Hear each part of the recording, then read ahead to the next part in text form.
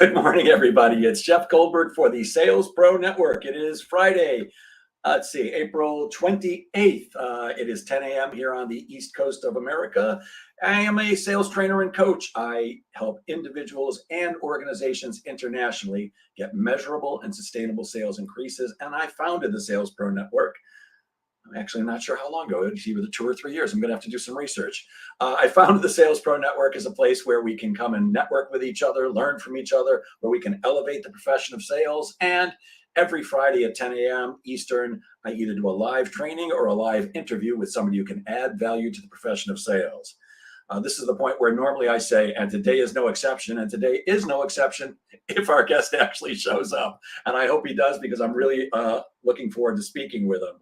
Our guest today, I'll just give you his introduction while I'm hoping he shows up. His name is Michael Manzi. He's the founder of Official Sales. He is a trainer, a coach, a fractional VP of sales. And I normally find the guests that I bring to you, either I know them personally, I know somebody who knows them and I got an introduction. Maybe I've been following them on LinkedIn, or I've seen some of their material somewhere. But today's guest, again, if he shows up, I found differently. I have to make a confession to you guys. I'm addicted to TikTok. I'm a little ashamed to admit it, but boy, oh boy, I just love TikTok. And so I'm all day long, I'm scrolling through my phone when I have a few minutes. I came across this guy on TikTok. He actually has 76,000 followers on TikTok. And as I was watching some of his videos, everything he said, I'm going, right, yeah. Oh, this guy makes perfect sense. This guy's a genius. This guy's really terrific. So I reached out to him, and his name is Michael Manzi. And well, it's 10:01 on my 10:02 on my computer. I don't know if he's going to make it or not, so I'll tap dance for another 2 seconds. Good morning, Chip Helm. Good to see you. Thank you for saying Jeff is the best of the best. So is Chip Helm. If you guys have any questions well, first of all, if you're watching live, please say hello in the comments. If you're watching live and if not on Facebook and have not connected your account to StreamYard, then it will just say Facebook user. I won't know who you are. So say hello and please say who you are. If you have any questions that I can help you with today, if you get them in real quickly, I can answer them for you, and I'd be happy to give advice and coaching. And if not, this is going to be a very short interview because our guest just isn't here yet. So good morning, Chip Helm. Good to see you. Do you have any questions, sir? If anybody else is watching, if you have questions for me, I'm happy to answer them. The one thing that I will say is, we're in the middle, actually a third of the way through Q2. You should be about a third of the way to your quota, or at least close to it. You should be looking at your pipeline and making sure that not only do you have business that's going to close soon, but you're preparing for the future. That's one of the things that I find quite often salespeople miss out on, that when you start prospecting, what we think is that if we prospect now, that we're immediately going to get business. But the fact is that it takes some time, and you always need to be prospecting for the future. Like in my case, I have look, here's our guest. I'll finish my thought. Sorry for the delay. I'm here. Hey, Mike. So in my case, I have an 8-week sales cycle when I'm selling sales training, as opposed to some of the other offerings I have. So that means any prospecting I do now is going to result in a meeting a week from now, 2 weeks from now, maybe a month from now. But it's not going to close for another 2 weeks after that. So any prospecting I do now, I'm really prospecting for Q3. So you always want to be looking forward on your pipeline. And with that advice, I'm actually going to do our guest introduction again. As I said, Michael Manzi is the founder of Official Sales. He's a trainer, he's a coach, he's a fractional VP. And I found him on TikTok, where I am addicted, because you missed this when I introduced you before, Mike, but I said, every video that I watch of yours, when it's done, I go, this guy knows what he's talking about. He's brilliant at this. So I'm really excited to see you here today and introduce you to everybody in the Sales Pro Network. Good morning, Mike Manzi.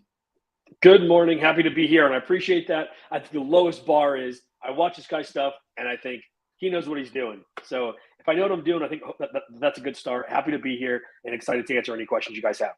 That's great. Well, coming from someone who does something similar, when I say somebody knows what they're talking about, that's a high compliment for me, because I appreciate it. I have no patience for most people. I don't like a lot of people. And I find a lot of people who are in a business like ours are just spouting off BS, and they really have no business trying to influence or help or train others. But I really cannot agree more. Agree more. I appreciate everything you say. Good morning, Ray Aurora. It's good to see you here. And I hope I don't mispronounce this. Good morning, Ruda Balsianu. Oh boy, I'm not even going to try. Good morning, Ruta. It's good to see you. So, Mike, before we get started, could you maybe just give me the 2-minute version of your background, what brought you up to this point? Sure. So for the last 15 years, I've been working primarily in software sales as well as with services. And the first 10 years of my career was selling, and I sold everything from very small travel trips to high schools to take the Spanish teacher, take their kids over to Spain, all the way up through enterprise advertising deals with Southwest and Darden for hundreds of thousands of dollars a month. What I did was by the age of 29, I got into the director seat and started managing teams. And I quickly found out that the biggest gap between knowledge, or sorry, where you are and where you want to be, is actually knowledge sticking. And so I spent the next 7 years really, one, figuring out how to manage people and make sure that people wanted to do the work and could do it and could get better. But really, the thing I leaned on primarily was figuring out how do I coach reps in a way that they can leave this coaching session and take 5 new techniques with them on the next phone call that are actually really going to work, that are not going to use any of the BS, and that are going to be something that they can remember not only on sales calls but even in their personal life to become better. My goal for what I'm trying to accomplish now in my life is just make as many people as I possibly can proud of themselves. What I find is that sales is one of the only roles where you can look at a number just to look at your life's worth. Now, I know we shouldn't do that, but we all do. And so I want to make sure that when you look at that number, you're like, I'm valuable. And I know that to do that, you need to get better, and you got to have better skills. And so my goal now is giving you those skills to be able to do that quickly and for a sustained period of time. That is great. Like you, I have what I call the fire hose approach. I don't want you to walk away from a session with me with one thing. I want you to walk away with a million things that you can use, but Mhm. it can be overwhelming. Like I once figured out that in my prospecting training program, which takes a full day, it's done live. There's 132 different things I'm talking about in one day. You can't possibly pick up on 132 different things and immediately use them. So you said 5 things. How does somebody take 5 things and really, how do you make them sticky as a coach? That's a great question. How do you make them sticky? Yeah. So what I found is that I think this came from me realizing that whenever you're reading any self-help or business books, the first 5 chapters are about why you bought the book and why it's so important. The next 20 chapters are stories where you're supposed to like pull the symbolism out of it and like take notes and figure out how you can translate it to your business. And that's what sales training looked like too. I grew up getting Sandler training, and I grew up reading the Challenger book, right? These are great things. But the hardest part is translating that into what do I actually say in the call. And what I found is that to get people to actually have 5 takeaways is you need to give them these specific phrases or specific tonality to use on those phrases, is the first thing. So make it as specific as possible. Now, I'm still going to go over the why it's important so you understand the essence of it, but I want you to have those phrases so you're like, I can say that. The second thing that I find is I actually urge people in all of my coaching sessions to push back on me. And so I'll say things like, we're not going to move forward until 3 people tell me that this is not going to work. I want them to push back.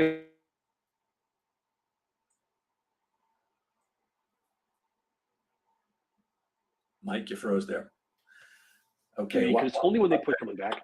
Sorry. What about when this happens, or what about when that happens? And then I can give them a specific to their individual situation or the worry they have in their mind, the phrase in that that will help them with that specific problem. And now they walk away not only with a phrase or a tonality, but they also walk away with a specific phrase or tonality to their problem. So they're like, it works, I get it, and I can remember it, because it all comes down to just memory. So it sounds like you're taking out the fluff and just getting to the meat. Exactly. Yeah. Which is why I love TikTok so much, because it's like, how do I just give you 15 seconds of a tip that you can use today? And I'm so proud of the fact that I have like at least a dozen comments a day and emails of people saying, hey, I used your perfect tip. I used your, too soon tip or whatever. And it's working. So it's great. That's great. So, I always do research when I do these interviews, and I did go to your website. You call yourself as having an East Coast approach with a global Yes. mindset, Hall of Fame father with a math major mother, and absolutely no patience. Yeah. So when he said no patience, I was like, me too, man. Well, yeah, I really do have no patience for anyone, including my 3 kids. So is it the no patience things that got you to say, let's get rid of the fluff and let's just get to the point? Yeah, I think it's a combination of the no patience thing and that sort of East Coast mindset of like, let's just move forward. I think a lot of people want to talk about just the why and the theory behind things, and I want to be like, I need to walk out of this with an actual takeaway. I think this has also been a big reason why in leadership I've excelled, primarily because as a leader, and I haven't been a CRO, but as a leader, your job is to translate this person who says more sales, bigger deal size, whatever, and translate that into actions of, okay, we're going to say these words, we're going to do these things, make these process changes. So, in order to show that I'm doing things, that I'm making progress, I've always cared about making sure there's like an action item immediately. Got it. So there was something else on your website that I really was in love with because again, I read, I'm like, exactly. You said I'm a real guy who doesn't BS, and I hate slow walkers. Slow walkers, I want to strangle them. It's like I want to Yeah, elbow them off the street. and I think too with that, where it really comes from though is, obviously I hate the BS. I don't have any patience and all of that, but um, I don't. The, the world just moves extremely quickly. So does the world of sales tactics and techniques. So do buyers. I've even seen over the last 2 years a kind of a shift with buyers. People don't want to negotiate anymore. People will do even more research ahead of time so they can. That's one of the reasons why companies are going towards more product led growth. So it's really the no slow walking is kind of a symbol of um, no slow motion. It's sort of like a bank account. If you're getting 0.5% interest rate on your bank account, you're actually losing money because interest goes up faster. So if you're learning one tip a month, you're actually losing because there's 10 tips you could be learning. So you're getting behind. Yeah, I'm a big fan of move or get out of the. I mean, walk or get out of the way. I know when Yeah, I'm totally. driving, and I drive the way I walk fast. For Me as anybody well. listening, don't pay attention to this, but I typically do minimum 80 on the expressway, I and agree. I if always said the minimum for the left lane is 85. I'd say. exactly right. But if I'm doing 85 or 90 and you come flying up behind me, I'm going to pull over. What I don't get No, is yeah, I don't care. I'm I up totally his agree with rear you. end and we're Oh both my doing god. 80 and he sees I'm there. And sometimes I'm even flashing, move over. What's the problem? And Yes, here's the we're on one I the same really exact hate. page. You're not moving over. Now I get into the right lane to try to pass you. And now you speed up. Now we have a real problem. Okay, that's enough psychology for me. So you mentioned that things are moving so quickly. I'm just curious. Do you have any opinions or advice on using AI in sales? Because there's a lot of talk about that right now. Yeah, so I'm using AI in a couple of ways actually for sales. So primarily it's for research. But I'll tell you, so one recent thing I did is I went and I wanted to go back to my current my newsletter. I have like 4,000 people in my newsletter to say, how do I get them to purchase some of my products? So I actually went to ChatGPT, asked them, hey, what's the right email for that? And I got a few responses. Turned more into a survey than it did cash. So didn't wasn't a revenue driver, but it was interesting nonetheless. Now that said, here's exactly how I use it today. So when I'm creating a list of people that I want to go after, what I'm doing is I'm going to get their first name, their last name, their email, their LinkedIn profile, all that kind of stuff, right? But what I need to get is something that's personal. So when I reach out and someone's scanning the email, which by the way, they're not scanning the email for content, they're scanning the email to see is this a human or a robot. When they do that, I need to make sure that they see that I'm a human. So when I'm doing the research, I got first name, last name, email, college, current company, right? Then what I do is I go to Chat GPT and I go, give me a list of the top 100 cities in the US ranked by population. Give me a list of the companies of the restaurants that are in those cities, and give me a list of of the most popular restaurant in the city, and give me a list of the most popular dishes at that restaurant. I put that into Excel and do a quick little VLOOKUP. So if someone says their city is Boston, it says, when you're at Abe and Louie's, get the prime, Abe and Louie's prime rib or whatever, right? Now when I write my email, I'm uploading that information into whatever tool I'm using, and I can have a dynamic field that includes like PS, if you're ever at restaurant, make sure to get dish. And now the email, when they see that, they're like, whoa, how did this guy know about this small restaurant or whatever this restaurant even recommended this dish? Clearly, that's not a robot. So that's one way that I'm actually using AI. The other way is there's a tool that I use called Instantly. I think you get a discount if you use my link, but it's tinyurl.com/official instantly. But what Instantly does is you can plug in a bunch of emails, and then it will warm those emails up. It will then send them at the right time and the right cadence to ensure that you're not in spam. And then when people reply, it will automatically categorize them as either out of office, interested, not interested, wrong contact, or whatever. I can tell you a million things I'm doing with Instantly, but those are a couple of ways that I use AI. I am worried about it, though, if that's the question. I am worried that AI will be able to, like, if I were Gong or one of those other massive companies that has access to transcripts and emails, I could easily say, show me all the best performing emails and the best performing transcripts and put them into an email cadence for me and adjust that cadence as we get more data to make it more optimized. So there's a lot that I'm worried about with AI, just like for any other profession. Yeah, absolutely. And by the way, I love what you just said. Coming up at the restaurant and the favorite dish.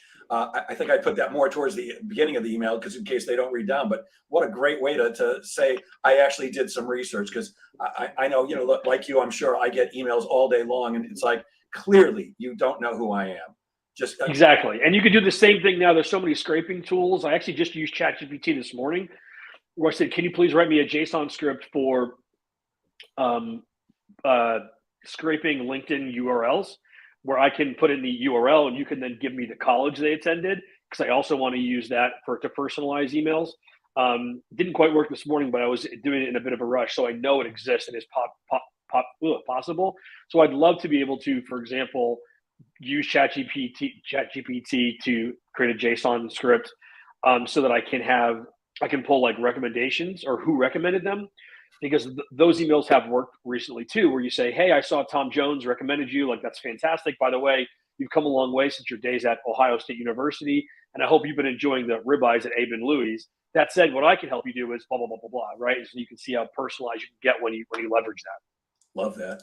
Good morning, Lisa Linker. She said slow walkers the same. What does that say about us? I'm not sure, other than that we don't like to take our time. Good morning, Joe Pontius. And somebody said, laugh out loud. I am a slow walker because I have Parkinson's. Oops, my bad. Oh, sorry. Well, so excuse my unwanted neurological excuse. That makes me walk slow. Although I do drive fast. Okay. Well, if you've got Parkinson's, you certainly get a pass from me. As I'm pushing past you, just say, hey, Jeff, I have Parkinson's, and I will turn around and walk away. I'll apologize. Let's get into some real advice and questions. What's the 10 by 10 email method? Cool. So this is the most exciting thing that I've discovered recently. Right now, if you go to write 100 emails, if I write 100 emails, I'll get one opportunity, let's say. If you write 100 emails from your inbox today, no matter how personalized they are, you will be marked as spam. Those emails will not go through. This is why your sequences that you are pushing through HubSpot or Yesware or just writing are getting 30%, 40% open rates, because the majority of them just are not getting delivered. You're getting 85%, aren't you? I'm getting 85% open rates in my emails. Amazing. Consistently across, I got 9 clients running this script right the second live, and all the 19 from before that, all of them are getting like between 75 and 90% open rates. Now, what we do is, instead of having one email send 100 emails and that not going through, I want you to get 10 domains: tryacme.com, joinacme.com, goacme.com, .io, whatever, and then 10 emails per domain. And recently I've adjusted this now to 3, so it's really a 3 by 10 method. 3 emails per domain. So mike.manzi, Mike M, manzi.m, so now I've got 30 emails. Now, each of those emails, I'm going to set the tool that I use, which is Instantly, to send no more than 15 emails per day. So now I've got 15 emails times 30. That's 450 emails per day that are going to go out. So now I'm able to send 5 times as many emails as I could if I were just having one inbox, with 2 to 3 times as many of those emails that are being sent getting through to the inboxes. So instead of 100 emails and 30 get opened, I got 450 emails and 400 get opened. all by using this method. Now, it's kind of a pain to do it. And so I have now been effectively an agency to say, let me help you get the domains, get the emails, plug them into instantly. I have the sequences that I know work. I'll plug all those in to make sure that you're getting the results I'm talking about. But anybody could do this. And the essence of it is simply multiple domains, multiple emails per domain, put them into a system and be able to email from there. Wow. So not only do you do training and offer courses to do it, but you'll actually do this for people? Yeah, so my offerings are coaching and fractional VP. And so coaching is for reps, leaders, and owners. And the fractional VP bit is I will build you the outbound sales engine to ensure that you're getting 20 plus leads a month. I will build you the sales script, deck, and CRM to ensure that you can push those people through to close. And I'll build you the onboarding and hiring requirements so that you can add humans into it whenever you're ready. Wow. And how long is your typical engagement when you do that? 60 days. Wow. So I want to get in and out. I think most sales consultants want to have a monthly retainer. I have no interest in that. I just want to, in 60 days, blow you away with leads and processes and basically give you what a VP of sales for $300,000 or $400,000 would give you in 6 months. I'm going to give you that for a fraction of the cost in 60 days, and then I'm out of there. So you can adjust that. I've had one e-commerce company, for example, they were like, listen, we want a VP of sales. We want to take our time because it's a really big role. Can you get us everything we need so we can start getting sales in today over the next 6 months? So that way we can have some freedom to really be picky with who we select versus most companies who are like, we need this person now. Screw it, just hire this person. And then they fire them 18 months later because it didn't work out. And then they're actually 4 or 5 years behind the 8 ball. Outstanding. You you use another term that I was unfamiliar with. What's a trumpeting email? Cool. So a trumpeting email actually comes from Skip Miller, who's a sales trainer. I picked this up from him, but it's a way to get other stakeholders involved. What you do is when you get a lead or you get someone who's interested, they agree to meet with you. You do something really scary. So I'm going to reach out to Bob. Bob says he's interested. He's a director. I'm then going to email or trump it up to the CEO or who the VP of marketing is if I'm selling to marketing. And I'm going to email the VP of marketing. I'm going to email the CEO and I'm going to go, hey, I have a meeting with Bob. We're going to be discussing your challenges as it relates to, your business goals in 2023, your marketing, whatever. Nothing for you to do. Should you need to be included, I'll make sure that I get the information over to you. Let me know if you want any updates, send. Now, what they're going to actually do is forward that down to Bob and go, who the hell is this guy?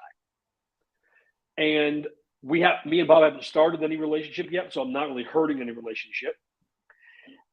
This will disqualify deals where you get Bob who's a tire kicker and the CEO goes, Bob, why the are you looking into this? Please do not look into this. And he cancels the call. Wonderful. Now we both save time. Or it's allowed Bob to realize, oh, shoot, I got to make sure I get the right information my boss is going to ask. And most importantly, when this deal goes dark, when I need help, when it's on the CEO's desk, I already have it in. That's what trumpeting is. Brilliant. Does the Bob in this example ever get upset that you're going over their head? Usually if you do it after you've talked to them, yes. If you do it before you talk to them, no. I have had people go, I don't know why you did that. And but because they haven't gotten anything yet, like they're waiting, they're in line for the candy that you sell and they haven't gotten there yet. So if you're in line for the candy and we're like, we do something that maybe you didn't like, you don't get out of line. You're like, I still want to get the candy. I still want to see what this demo is. Like, I want to see what the software is or whatever. So you stay in line. And I simply explain like, oh, it's just a standard process we have here. It's helpful to make sure we keep people involved. Usually helps you later when you're trying to get this sold internally. But no actual like, hey, what the hell are you doing? That only happens when you do it after you've talked. So you have to do it before you talk. It's great, just great stuff. And you actually suggest that there are better ways to prospect than using emails, even though you have this amazing open rate and success with it. What are the other things we should be doing instead of emails? Cool. So a couple of things that are working really well. We all know about videos. It's like I'm sick of hearing about videos. And the fact of the matter is, by the way, if you're doing videos like this, like with like their name on like a whiteboard, Fastest way to get someone to be like, not interested. This is bad. Videos are working less well because they're being done by super rookie sales reps. So they all suck. And because I can see you and I know who you are, and I'm already like, this is a sales rep. I don't want to open the video. We all know that they can see that you opened it and on all that stuff. So you're like, I don't want to be bothered by this. I'll just delete it. So videos, I don't love. What is working though is LinkedIn voice notes. So on LinkedIn, not on the desktop, but on your phone, you can, just like you can on like an iPhone or any other tool really, you can press and hold and talk into your phone and it'll send a blue bar that just has like 23 seconds. So the person receiving it is like, what is this? I got to open it. It's a gift box. It's a box. I got to see what's in the box. So that's been a great way to get people in to the prospecting funnel. Can you do that with anybody, or do you have to be a first level connection? Because I never. You have to be a first level connection. You can do it for InMail, but I just find InMails don't really work. Me either. And when you're trying to use LinkedIn, the way you want to use LinkedIn is you want to make sure that you're interacting with someone's stuff and then connecting with them with no message when you're connecting. So you first are going to, like a post, comment something actually thoughtful. Don't say like, this was great. Be like, this reminds me of this article, and post an article. Be like, oh, I love this because this thing, actually put a thoughtful comment there, which means you probably can't be using all those LinkedIn, the Indian LinkedIn companies who are like, we've got people who will take over your LinkedIn and post. It can't be as thoughtful as what you might say. So you do that, and then as you send that, because they're going to get a notification, you then click the connect button so you can connect with them. That is how you do that to make sure that you can speed that up. Got it. And I'm not sure I heard you correctly. Sorry, but when you're connecting with somebody, you're saying don't edit the message, just send the standard LinkedIn connection request. Yeah, because the only people that are putting a message are salespeople. Like, if you look at any request that you've gotten that have a message, it's all like, just want to, you want to add your professional network. Those are obviously all BS. But the ones that are like, have any message in there, you're like, I don't want this. And the second that you click it, they're going to start dumping a pitch on you. So I would recommend not doing that. Yeah, you can disagree, and that's totally cool. If it works, also cool. I recommend no message. But the LinkedIn voice note is what makes the bigger impact. But I'd love to give you like the idea of what that script should be like on the voice note or the video if you think it'd be helpful. Sure, please, absolutely. Cool. So when someone's listening to the sales rep, they either want to hear something wicked personal or wicked close to what they care about. And so here's how I do that. You can do something really personal, and that's great, but to give you something that's actually scalable by saying, I don't actually look at everyone's profile whenever I send this. You do it like this. You're the title over at company, and that typically means you care about this funny thing, and this thing I can help you with. I can't help you with number 1 or 2, but I can't help you with number 3. We actually just did it for this company over here. Kind of crazy results. Anyways, we should get in touch. Drop me a note and we'll get in touch soon. Okay. So what I'm doing here is I'm establishing some credibility and some personalization to the title. So if you're a VP of sales and somebody's reaching out to you and they say, hey, you're a VP of sales, which typically means you care about the speed that your proposals get back and how often your sales team is inputting proposal information in Salesforce. I'm like, no, dude, no. That's like what your marketing team thinks, and that's so you related. If they instead were like, you're the CEO, which typically, or you're the VP of sales, which typically means you care about your team actually filling out the CRM, and you're pissed that your boss never gives you the autonomy that you actually need. Can't help you with that. But what I can help you with is the fact that your sales team could be doing better. A couple of ways that we're doing that right now is X, Y, and Z, blah, blah, blah, blah. But the first 2 things need to be things that only someone in that position would understand are true. So if you say to a CEO, for example, it might be like, hey, you're frustrated of a small company, you're frustrated that you're handling accounting. You hate how much of your job is actually managing people who don't want to work as hard as you do. Like, these are things that only someone in that role would understand and are completely unrelated to any product you could possibly sell. So they go, this is cool. I want to hear the rest of this. Then you hit them with the, and this thing over here. And here's how we can help you. And let's talk. Some of the key things I'm doing there is one of the other key things I'm doing there as well is I'm removing the, hey, this is Mike over at company, because you need to have the hook. And the hook is just, you're a CEO, which means you care about this. Do you agree? Keep listening. So again, you're getting right to the point. You get right into it because you only have like 3 seconds to get their attention, which I've kind of learned from TikTok, because that's how humans are. So that's what I recommend for a script for LinkedIn voice notes, videos, and voicemails. Those are a couple of things I'd recommend to do outside of just email. I know you also mentioned WhatsApp, using WhatsApp for prospecting. Yeah, if I can find them, if I have their email, their cell phone number, I find text or WhatsApp works, and you simply just go, hey, let me know if this. I tried emailing you, thought I'd give you a text. Let me know if I shouldn't. That said, hope thought we can get in touch. Maybe I'll include a video link. It's like a vidyard or a quick note. It's gonna be really, really small, and you got to have that little qualifier of like, I know that you may not want me in your text, without saying, hey, I know you may not want me in your text. So I'm just like, hey, I sent you an email. Thought this would be a good spot too. Let me know if you don't want that. Anyways, we should get in touch. Yeah, I love that because I get that question all the time from reps. Should I be using text? Should I be using WhatsApp? If you've got the number, go for it. What's the worst that happens? Somebody says, please don't contact me via cell anymore. Try. You got to do something. Yeah, totally. And that's where, like, again, like I've used the voice note when I find it's a blue number. I can just do it's an iPhone. So I'll do the voice note right there. They have to listen to it. They got to read it. You can see that they read it because the voice note goes away. So that can be a great thing as well. Well, I turned a profit today by learning that. So I hope everybody else did too. That's great. I didn't know about that. Cool. When it comes to CRM, you seem to be a very big fan of HubSpot. Why HubSpot as opposed to others? Yeah, so I've used HubSpot, Salesforce, Zoho, Pipedrive, and what I found is there are some like underlining problems you don't know you're going to run into when you get a CRM. So all of them are perfect. All of them include everything that you need.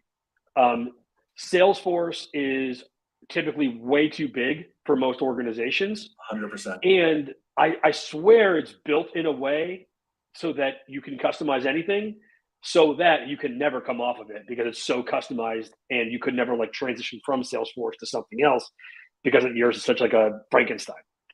So for that reason, I don't like Salesforce. Although it can do everything, it's very powerful. It's great for larger organizations. I don't like it for that reason.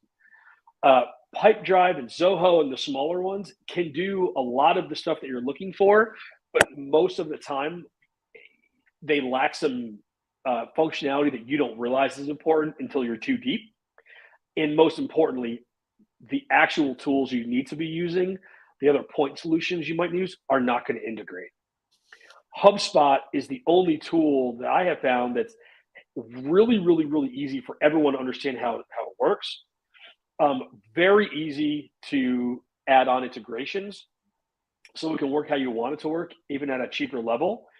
For example, a lot of the things in HubSpot, I used Zaps to create workflows outside of HubSpot, and then eventually it was like, okay, I'll just upgrade my HubSpot. But for a good period of time, I was paying the cheap rate for HubSpot and Zaps for $10 a month. So that's great.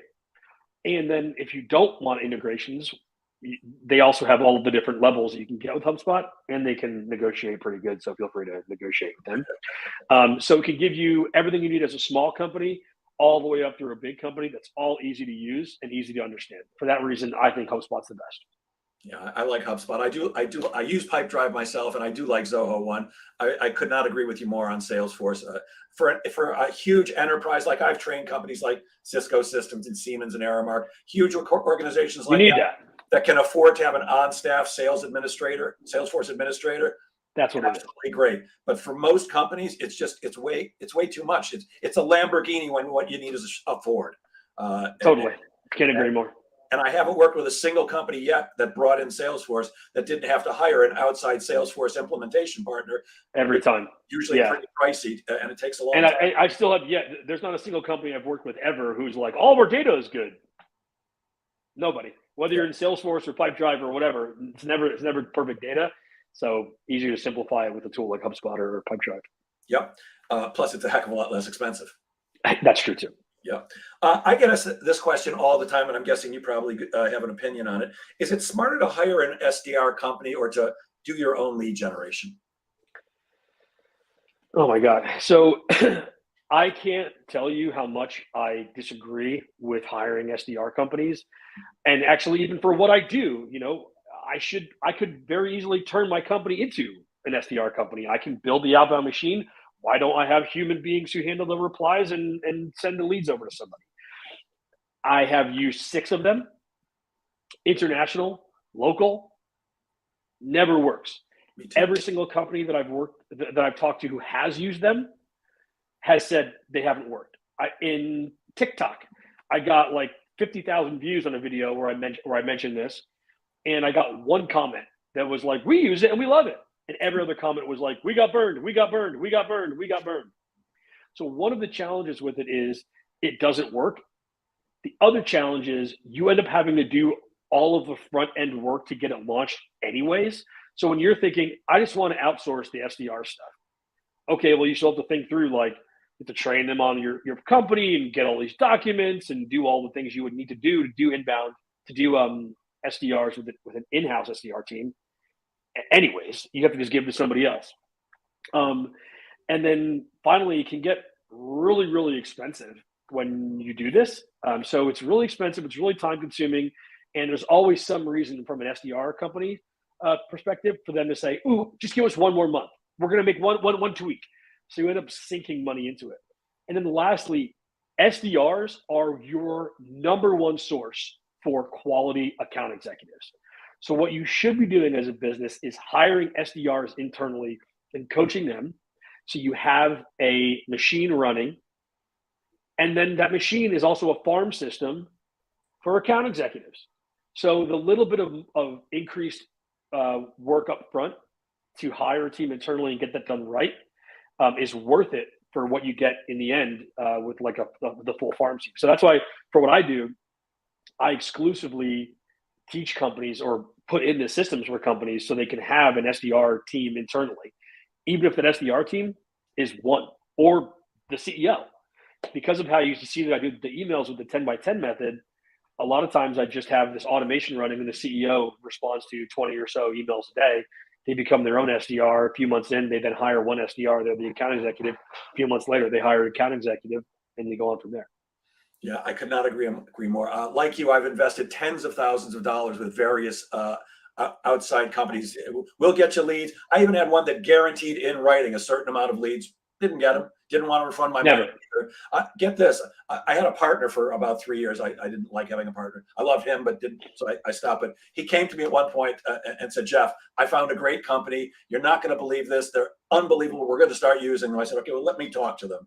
So I get on the phone with the rep and I said, "Look, my partner told me something crazy that it can't possibly be true." He said, "You guys are using prisoners in a prison. You've trained them, you manage them, and they set the appointments." And he said, "Sir, you're talking to one of the prisoners right now." I'm like, "Get out of here." And he was a great guy. Wow, that's crazy. It was amazing. Yeah, somewhere out west. I think they might be in Idaho or something. And they made a deal with this prison that they'll train them and give them a marketable skill for when they get out. I mean, that's cool.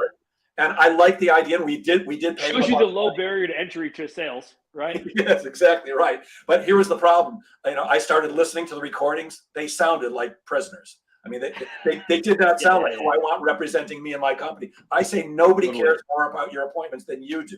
And it's too risky. Look, if I could find a company that did it great, I'd pay the money. But I just, like you, I haven't found one either. I want to ask you something else.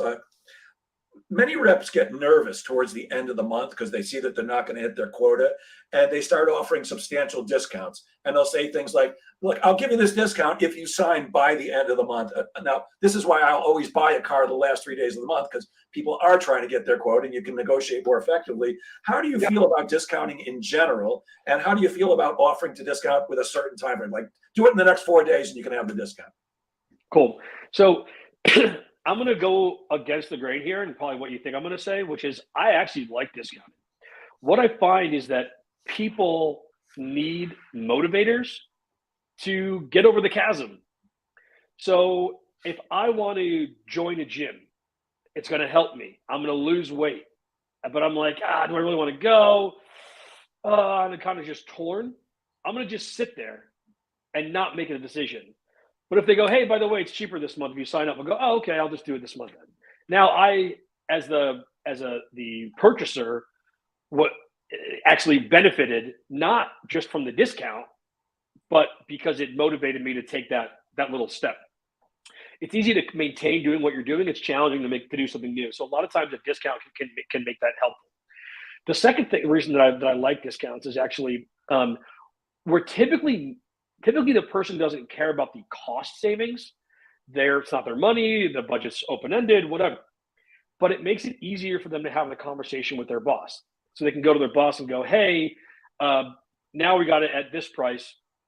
Can I actually have the conversation with you? So it helps that person arm them with a conversation with their boss or their budgeting team or whoever it is. So you're also helping the customer, which you could help them by having ROI calculators or whatever, collateral or whatever. That's just another avenue to do it. Now, when it comes to discounting, however, I have some structure around this. The first thing is when I'm giving pricing to someone, I want to say to them, and they say it's too expensive or we want to talk about discounting. I'm going to say, in exchange for a discount, can you provide X, Y, or Z? So I'm not just going to go, hey, can I give you a 30% discount? Like maybe you guys need a discount. Like I'm just like going to throw it out there. I want to make sure that it's really clear that this is a tit for tat situation. So I'm going to go, if you could bring this to your boss by Friday, I can thank you in the form of a 20% discount. Now, this phrase, if you could blank, I could thank you in the form of a discount, makes it seem much less, hey, sign by Friday and I'll give you a discount, and much more like, hey, man, this thing you got to do is kind of challenging. So maybe I can give you a gift. And instead of the gift being, a pair of sunglasses or $100, it'll be a discount. So that's one way to do it without being sleazy, I guess. And then the last thing that I'll say about it is the end of the month stuff. First, I always tell anybody who does do discounting, the last day of the month should always be around the 18th, so that you still have 7 days left in the month, because everybody always pushes a week. So you go, hey, if you sign up by the 17th of May, I'd love to thank you in the form of a 10% discount. And they go, great, I'm going to push towards that date. And you go, fantastic. May 18th comes and they go, I missed it. And you go, no sweat. We can extend it by 5 more days. And now you're still in month. Now, that said, when I give discounts, or some companies that do give discounts, especially for larger enterprisey companies, for them, I say you should be very upfront. Hey, I'm going to give you this discount. I would love for you to, in exchange for me offering this discount, sign up by Thursday or whatever date. That said, if you can't, I'll of course offer this the next month. So you're like very upfront. And what I find is people are like, I appreciate that. You know what? I'm really going to shoot for that date, because they don't feel like you're holding over their head. They feel like you're being an adult, where you're like, I'll give you the discount, but you and I both know I'll give it to you next month. So please do it. But if you don't, no sweat, no pressure. Yeah, so we don't have to agree on everything, Mike. I am not a fan of discounting. I'm a fan of selling on value. I personally, look, I don't have anything against anybody who does it. People can have other opinions, but I don't discount a penny. It's just not the way I work. I also don't inflate the price. I give the right price right from the beginning. I don't say it's this and then let people talk me down so that they feel good. It's just part of my integrity way of selling. And again, I'm not against anybody who does, but to me, what you're doing is not really discounting. You're actually negotiating. If I give you this, that I'm in favor. Yeah, we're negotiating. Yeah. Yeah. Okay. I really do love so much of what you say. And just yesterday you posted something that I've been telling reps for years and years and years. And it's so great when you see somebody else who you respect go, yeah, this is what you should be doing. I loved it. Stop thanking prospects for their time. Why do you feel that's so important? Like I do. So this is a bigger problem that I'm so glad there's people here to hear, which is we need to, in order to get someone to do stuff for you, you need to be seen as their peer or their superior. You cannot be here. Now, when a sales call begins, we're here. The customer is like, I'm going to give you cash, and we're like, we might give you something cool. And I know that it shouldn't be that way. It should be more like, I have a cool product, you have cash, you want my product, we swap, it's even, right? That's how it should feel. It doesn't. So when you start a call and you act like this, people treat you like this. Yes. And this is why you get ghosted. This is why they tell you to lower the price, even if they don't need you to lower the price. So one way that you can be low status in this situation is by saying, hey, thanks so much for your time. Another way to think about how you might be doing this subconsciously or unconsciously is if you had a meeting with Jeff Bezos right now, and he shows up late and he's like, hey, how you doing? What's this about? You might start your conversation with, hey, I'm really sorry. I know you're really busy. Sounds like a normal thing you might say to Jeff Bezos. But when you say, hey, really sorry, no, you're really busy, what you're saying is, hey, I'm a big loser and you're way more important. And he now feels like this. In fact, he feels even more like this because not only are you beneath him, which you are in this situation, but you then apologizing is you saying, and I know I'm a big loser. So now you're even farther down. So he's going to be like, cool, thanks, whatever, get out of here. So when on a call you say, hey, thanks everybody for your time. Do you guys still have 30 minutes? Thank you so much for your time.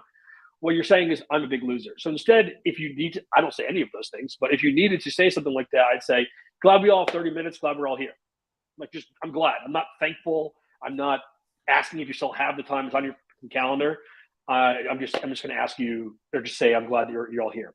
I do a lot of teaching on status because I think that so many of the problems we have that people think are like closing problems are actually you created a precedent with this client. We've all seen spoiled kids, right? It's just because their parents set a precedent of you get whatever you want. The same thing is true on calls. You're setting a precedent. People will treat you based on the precedent you set. Exactly. We've been taught, at least in the old days, bow down to the almighty customer. What I say is, hey, I'm glad we could invest some time together today. And I love that. When you use the word invest, it should be triggering, investment. There's usually a return on the investment. This is great. As opposed to, it's great. Thank you so much for your time, Mr. or Ms. Almighty Customer. Let me bow down to you and kiss your shoes. It totally. And this is true at the end of the calls too. I did a post yesterday. People were kind of ripping me up on it, which is at the end of calls, I might say something like, are you willing to move forward? Are you willing to do all the work you got to do on your end to get this over the finish line, or to work on this internally and get an approval or not approval? And people are like, you should never do that. And it's like, you need to talk to people like your peers. And a peer, if we were in a group project, we were both in college, I wouldn't say, okay, my next steps are all of these things over here, and then I'll come to you guys and let you know if you guys agree. It would be like, all right, guys, I'll do the first 2 slides. You guys do the next 2 slides. Are you cool with that though? Or do you need help with that? Why don't you and I meet and I'll give you some help with that? Cool. Are you sure you're ready to go to the CEO with that though? It looks like it's not quite done yet. That's what you would say if you were peers in college going over a group project, and that's how it should be on a call as well. Yeah.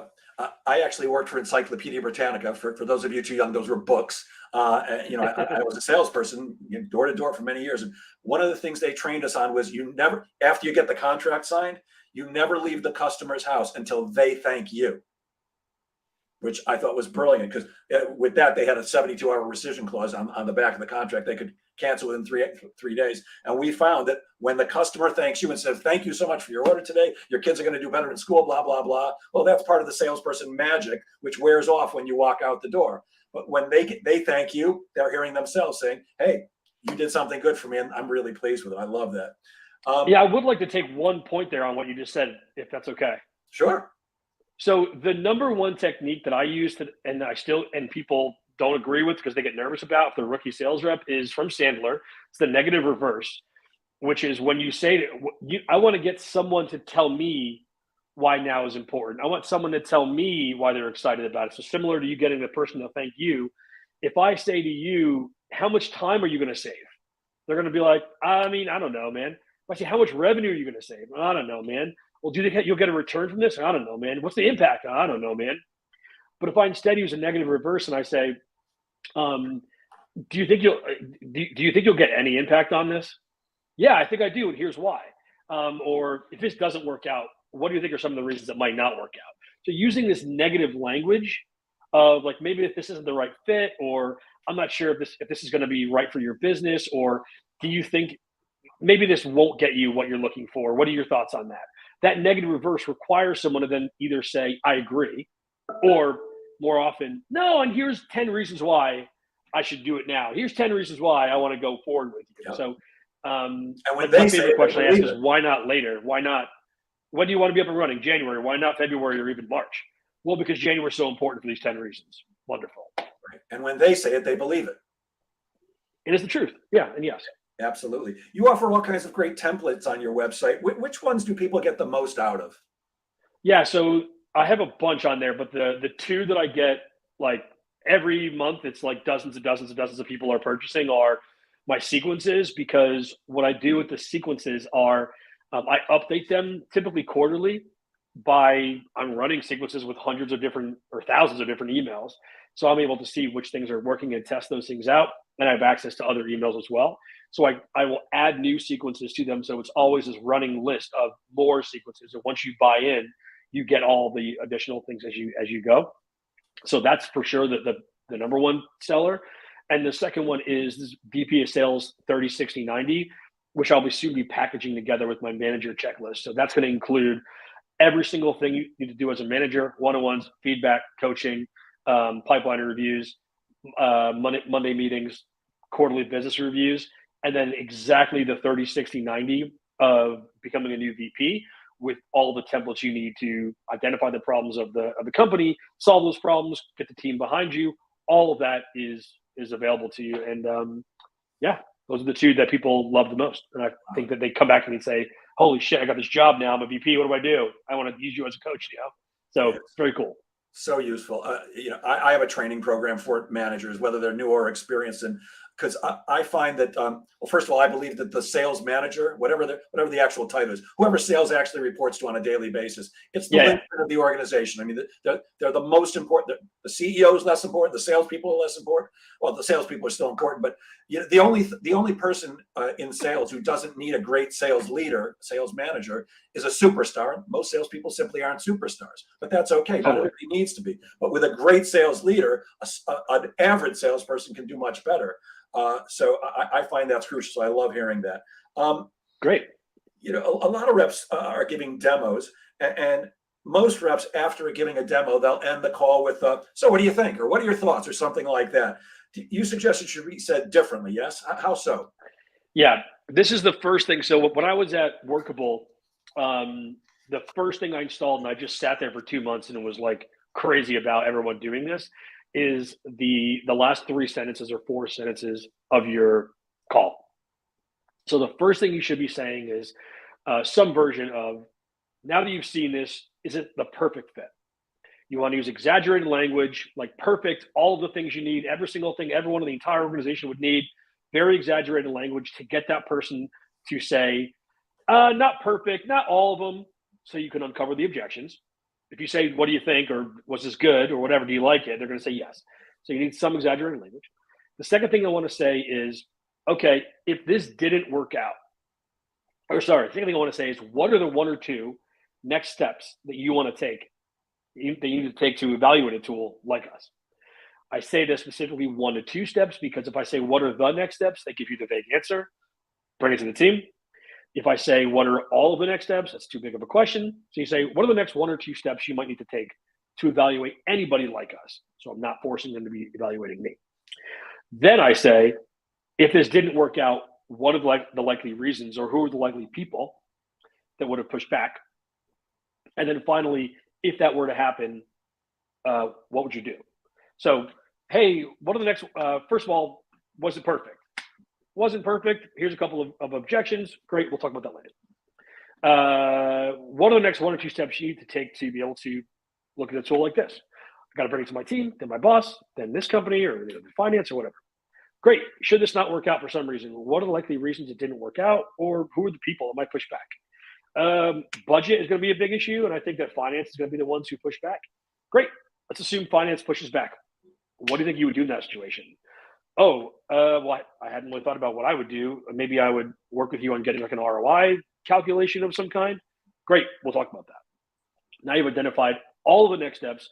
So I call this, you've identified the entire road of next steps, all of the speed bumps along that road, who's going to push back, and the issues, and the shocks of the car. How prepared are they to go over those speed bumps? This gives you the opening to offer support. Too often as sales reps, we go, okay, end of the call, I'm going to send you an email of 800,000 links and 85 case studies and the discount. And it's like, make it easy on this person. Ask them what the challenges are, ask them how we can solve those challenges and see how we can do it together. Yeah. And one of the things I always say is make it easy to say yes. Make it easy to do business with you. Don't make it so hard, crazy. I'm looking at the clock and I see we're quickly running out of time, and I've got 8 zillion more things I want to ask you about. How about this? This is something I didn't know either. What are the 3 levels of pain? So when you first talk to someone, you go, hey, why are we talking? They give you the first level of pain. It's like a public pain. Yeah, I was interested in what you guys did. We can always do better at sales. Then you want to ask the next level of pain, which is whatever they just said.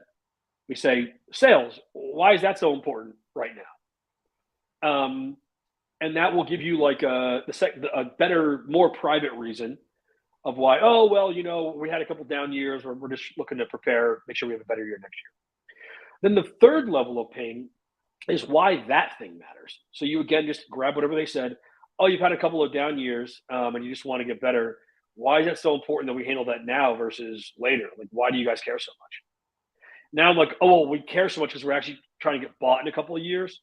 And so we need to get our valuation up over the next year. So originally we were a nice to have. Yeah, we just want to check out new sales stuff. And then we get down to, if we don't get sales right, we're not going to get the valuation that we need. So it's really important that the tonality is right here. So, hey, why are we talking? Oh, why is that so important for you guys right now? And then this is really important. I totally get why that's so important for you guys in particular. Why is that so important? Like right now, though, what they're going to say as a challenge is going to be very obvious. Why are we talking? Because you have a cool software. Why is that important? We want to save money.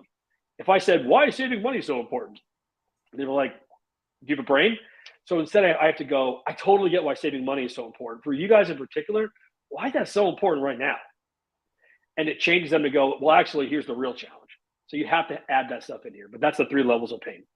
And by continuing asking, you're getting them closer and closer to the real truth and what's really going to help them to make a decision. Exactly. And my like caveat, secret tip, hack on that is stop asking about their pain.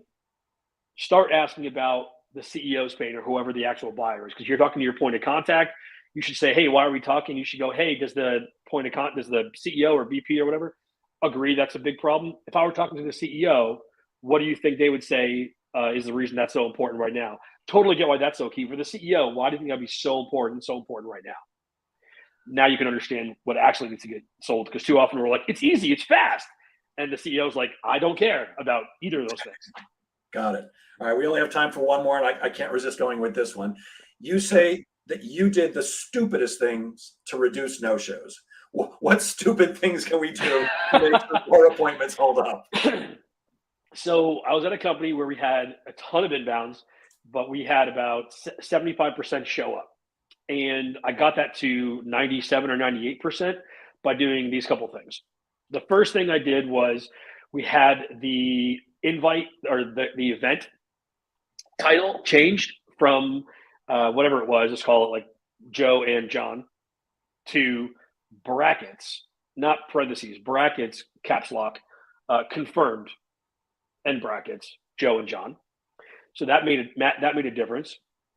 The second thing we did was the SDR who booked the meeting would call the client the day before or the day of, depending on when the meeting was, to say like, hey, just we're excited to talk with you tomorrow. Just wanted to make sure we're still good for the time. And then the third thing was the morning of the meeting, we would send an email to them that was of value.